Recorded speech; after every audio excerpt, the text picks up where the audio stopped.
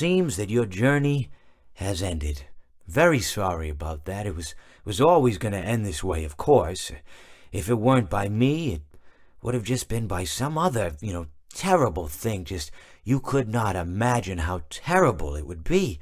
Just, I get scared thinking about it. I'm glad it's not me. It reminds me of a time I was speaking to my good friend Orville. We were sitting on a park bench watching the pigeons. I was on the left, he was on the... Oh, wait, was I on the right or left? Anyways, it doesn't matter. We were sitting on there watching the pigeons.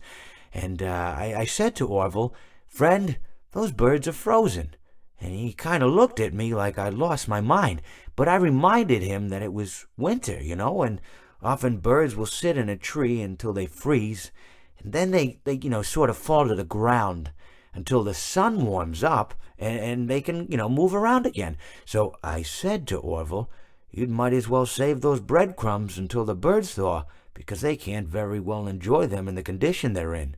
To which he asked what I meant, and asking what condition the crumbs should be in before he threw them to the birds, assuming that I meant the birds couldn't enjoy the breadcrumbs in the condition that the crumbs were in, when in fact I had meant the birds could not enjoy them in the condition that the birds were in, considering that the birds were frozen.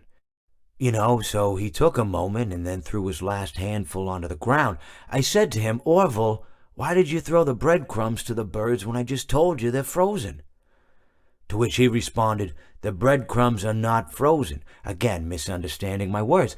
I didn't mean to say that the breadcrumbs were frozen when I said I told you they're frozen. I'd been referring to the birds.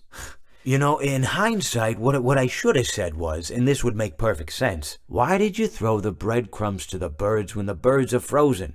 He misunderstood upon my correction, stating that he didn't know what else to do with the breadcrumbs, and that perhaps, when the birds thawed, they'd still be able to eat the crumbs. So I said to Orville, and this is what I said to him, I said, "Orville, the birds may be dead,